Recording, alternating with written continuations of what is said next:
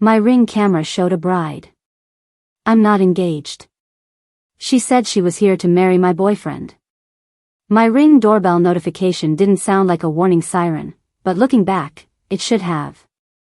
It was a crisp, cheerful chime that cut through the silence of my Friday afternoon, dragging me away from the pile of laundry I was folding on the living room rug. I checked the time on the microwave, 2:14 p.m. I wasn't expecting anyone. Mark, my boyfriend of 3 years, wasn't due back from his business trip in Chicago until tomorrow morning, just in time for our Valentine's Day dinner. I grabbed my phone, tapped the app, and waited for the video feed to buffer. The pixelated image swirled for a second before snapping into focus, and my brain simply refused to process what I was seeing. Standing on my front porch, shivering slightly in the biting February wind, was a woman I had never seen before. That wasn't the weird part. The weird part was that she was wearing a white dress. Not a sundress, not a cocktail dress. A wedding dress. It was a floor-length, lace-bodice gown with a garment bag draped over one arm and a small, pink hard-shell suitcase gripping her other hand. She was beaming at the camera, shifting her weight from foot to foot like she was trying to keep a secret from bursting out of her chest. I walked to the door, my hand hovering over the deadbolt. I hesitated. Maybe she had the wrong house? Maybe this was some kind of prank? I unlocked the door and pulled it open just enough to peek out. The cold air hit me first, followed by the blinding brightness of her smile. "Hi," she chirped, her breath puffing out in little white clouds. I know I'm a little early, but I caught an earlier flight and I just couldn't wait in the car anymore. "Is he here?" I stared at her. She was pretty, with blonde curls that were starting to go flat in the humidity and eyes that looked painfully hopeful. "Is who here?" I asked, pulling my cardigan tighter around myself. "Mark," she said, as if it were the most obvious answer in the world. "Mark Hayes. He gave me this address. I'm here for the surprise." The world tilted on its axis. The blood in my veins turned into slush. "The surprise?" I repeated, my voice sounding hollow and tinny, like it was coming from a radio in the next room. "Yes." She giggled, leaning in conspiratorially. "For our elopement? Tomorrow? Valentine's Day?" He said he wanted to do it at his family home, before we flew out to the honeymoon. "I'm Chloe. I'm his fiancée." "Fiancée." I looked at her. I looked at the suitcase.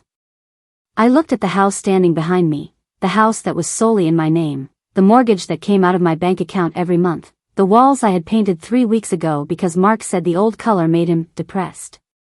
"His family home?" I whispered. "Yeah," Chloe nodded, her smile faltering just a fraction as she took in my sweatpants and the messy bun on top of my head. "He said his cousin Sarah lives here too." "Are you Sarah?" I felt a sharp, physical pain in my chest, right behind my sternum. It felt like a rib snapping. "Cousin." He told her I was his cousin. "I'm Sarah," I said, stepping back and opening the door wide. "But I'm not his cousin." "Come inside, Chloe. We need to talk." Chloe walked into the entryway, dragging her suitcase over the threshold. She looked around, taking in the framed photos on the hallway table. Photos of me and Mark. Us at the beach. Us at Christmas. Us at my sister's graduation. She stopped. She dropped the garment bag. It hit the floor with a soft SHH sound of expensive fabric sliding against hardwood. "Who are you?" she asked, her voice trembling. "I'm his girlfriend," I said, closing the door and locking it. "We've been living together for 3 years. Mark doesn't own this house." "I do." Chloe stared at a photo of Mark kissing my cheek. Her face went pale, draining of color so fast I thought she might faint right there on my welcome mat. She reached out and touched the glass of the frame, leaving a smudge. "But," she stammered, tears instantly welling up in her eyes. "But he's flying in from Dallas today. He sent me the itinerary. We're getting married tomorrow. He bought the rings." "Dallas?" I laughed. It was a dark, jagged sound that hurt my throat. He told me he was in Chicago. And he told me he was landing tomorrow morning. I walked into the kitchen and grabbed my phone. I unlocked it and pulled up our text thread. Sit down, I told her, pointing to the couch. Put the dress down. We have some work to do. Chloe sat. She looked like a doll that had been dropped. She was shaking. I sat down next to her, not too close, but close enough to smell her perfume, vanilla and hope. Show me the ring, I said. She lifted her left hand. It was a rose gold band with a pear-shaped diamond and a hidden halo of smaller stones underneath. I gasped. I didn't mean to, but the air was sucked out of me. I ran to my bedroom. I opened my jewelry box and pulled out the velvet pouch Mark had given me last Christmas. A promise ring, he had called it. To show you I'm building a future for us. I ran back downstairs and held it up next to hers. They were identical. Same cut. Same metal. Same jeweler's stamp on the inside band. He had bought them in bulk. He had bought engagement rings like they were buy one get one free coupons at a grocery store. Chloe let out a sob that sounded like an animal in a trap. He said he designed it. He said the pear shape was because I love pears. He told me it was a teardrop, I said, staring at the twin rings. Because he'd never make me cry again. We sat there in silence for a moment, the weight of the betrayal pressing down on us like a physical ceiling. The house was quiet, save for the ticking of the clock on the wall and Chloe's jagged breathing. Check his location, Chloe sniffled, wiping her nose with the back of her hand. He turned off his location sharing with me yesterday. He said it was a glitch with the update. He told me his battery was dying, I said. Open your texts. Let's see what else matches. We put our phones side by side on the coffee table. It was a forensic audit of a relationship. Mark to Chloe, Tuesday, can't wait to hold you. You're the only one who really gets me. Everyone else just wants something from me. Mark to Sarah, Wednesday, miss you babe. You're the only one who understands me. Work is killing me, everyone just wants a piece of me. It was a script. He wasn't just cheating, he was copy-pasting his affection. The money, Chloe said suddenly, sitting up straighter. We need to check the money. I paid for the venue. I paid for the photographer. I paid for the hotel suite downtown for the wedding night. He said his cards were frozen because of the travel fraud alert and he'd pay me back as soon as he landed. How much? I asked. $6,000, she whispered. My savings. I felt the blood roaring in my ears again. I pay the mortgage here. I pay the electric. I pay for the groceries. He tells me his commission checks are delayed. He tells me he's investing everything into his portfolio for our future. He wasn't just a cheater. He was a financial parasite.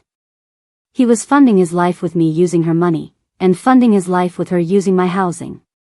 Wait, I said, a sudden thought hitting me. You said he sent you his flight confirmation from Dallas? Yes, she pulled up her email. American Airlines. Flight 492.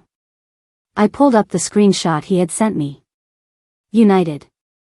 Flight 118 from Chicago. We looked at the times. They were both scheduled to land around the same time tomorrow. But then I looked closer at the screenshots.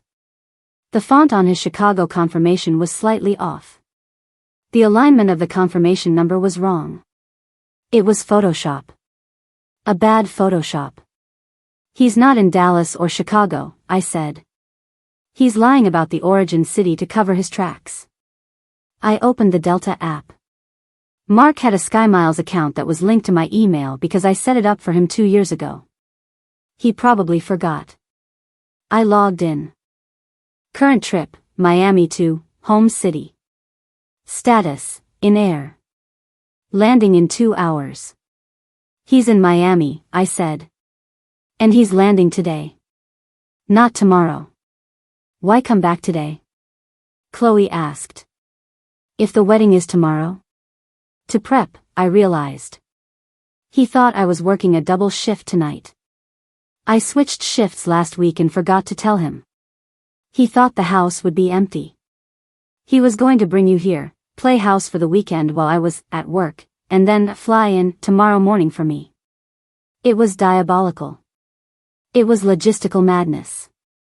And then, as we were staring at the flight tracker, my phone buzzed. A notification from Facebook Messenger. It was a message request. From a woman named Vanessa. I didn't know a Vanessa. The profile picture was a stunning brunette holding a glass of wine. Message: Hi. I know this is weird. But I saw you tagged in a photo with Mark Hayes from a few months ago. I think we might be dating the same guy. Can we talk? I stared at the message from Vanessa.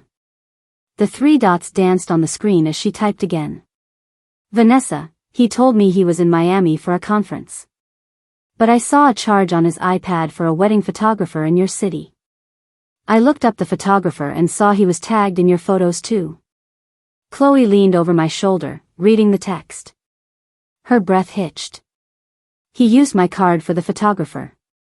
But the receipt, it must have synced to his cloud account. He's sloppy, I muttered. He's getting sloppy.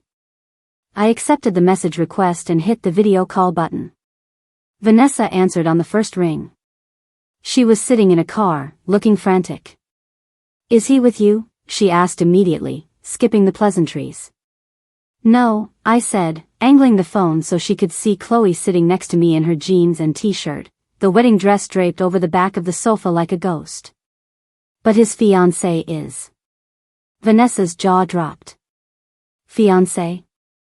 I thought I was the fiancé. We booked a venue for next June. I put down a deposit last week. Let me guess, Chloe said, her voice deadpan. You paid for it? Yeah, Vanessa said. He said his assets were tied up in crypto. The 3 of us sat there, connected by invisible wires of deceit and Wi-Fi. 3 women. 3 cities. 3 bank accounts drained by one man with a mediocre haircut and a Delta SkyMiles addiction. He lands in 90 minutes, I told them. He's coming here. He thinks I'm at work. He thinks he's meeting Chloe here for their elopement prep. I'm 10 minutes away, Vanessa said. I drove up from the city when I saw the charge. I wanted to catch him. I didn't know. I didn't know about you guys. Come over, I said. The door is open. Vanessa arrived 12 minutes later. She walked in, looked at the wedding dress, looked at the identical rings on the table, and poured herself a glass of wine from my kitchen without asking. I respected that. So, Vanessa said, taking a sip. What do we do? Do we burn his clothes? Do we call the cops? We could, I said. But he hasn't physically hurt us. The police will call it a civil matter. They'll tell us to sue him for the money. I want to see his face, Chloe said. The sadness in her eyes had hardened into something sharp and dangerous. I want to see the moment he realizes he lost everything. Then we wait, I said. We formulated a plan. It wasn't elaborate. It was simple. It was terrifying. We moved the wedding dress. We laid it out on the couch, spreading the skirt so it looked like a bride was sitting there, headless and waiting. We put the 2 rings on the coffee table, side by side, glinting under the recessed lighting. We dimmed the lights. I lit the candles, the expensive mahogany teakwood ones he claimed to love. We set the mood. Romantic. Intimate. Deadly. I went upstairs and packed his suitcase.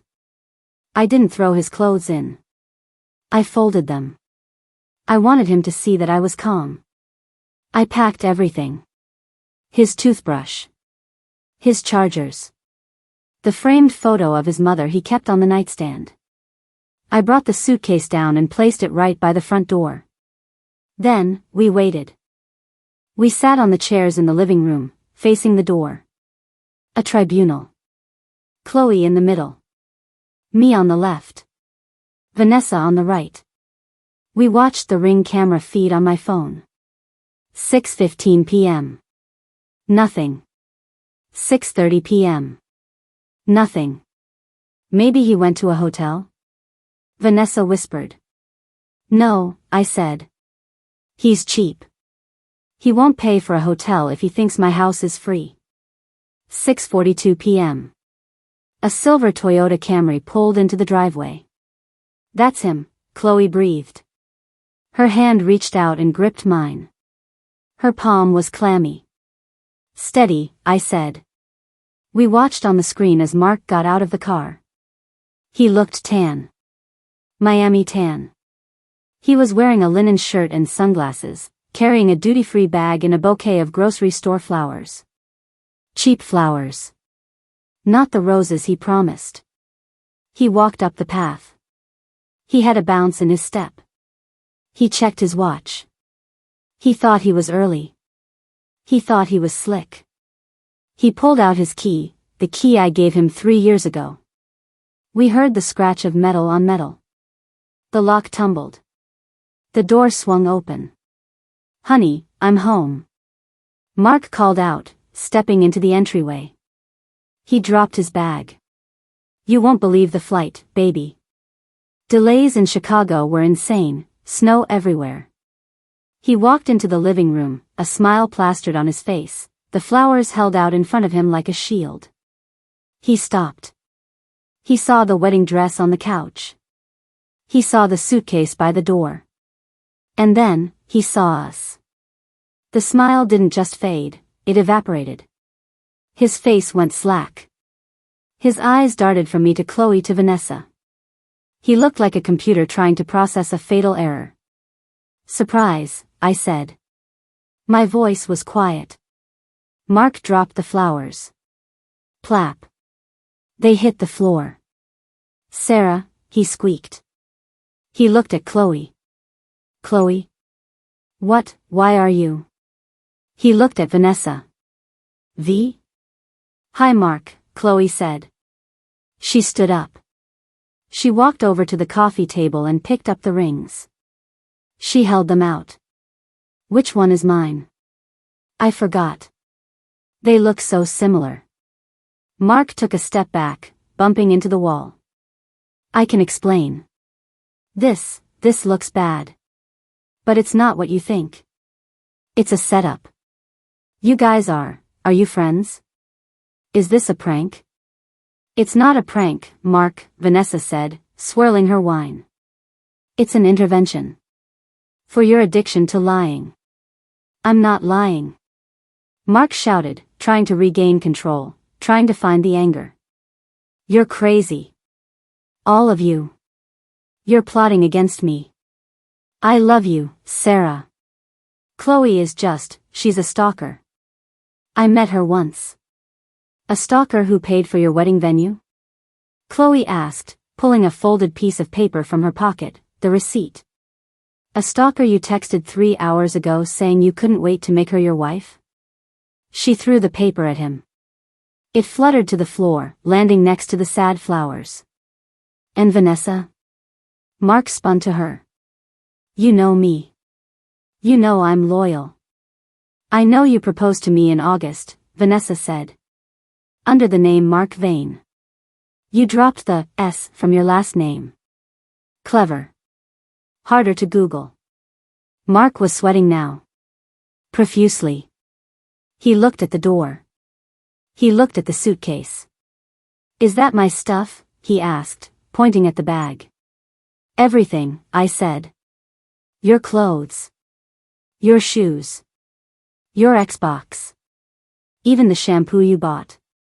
You can't kick me out, he yelled, desperation creeping into his voice. I have rights. I live here. You're a guest, I corrected him. You don't pay rent. You don't pay utilities. You aren't on the deed. And in this state, if you don't pay rent, you're a guest. And guests can be asked to leave. I have nowhere to go. Go to Miami, I suggested. Or Chicago. Or Dallas. Wherever your lies live. Sarah, please, he dropped to his knees. It was pathetic. A grown man, begging on the rug I bought. I messed up. I'm sick. I have a problem. I need help. Don't throw me out. Not tonight. It's Valentine's weekend. It is, I agreed. And you have a date with Karma. I canceled the venue, Chloe said, her voice shaking but strong. I called them an hour ago. I got my deposit back because I told them the groom was running a Ponzi scheme on women. They were very understanding. And I called your job, Vanessa added. Mark's head snapped up. You what? Your real job, Vanessa smiled. The one you actually have. Not the international consultant gig.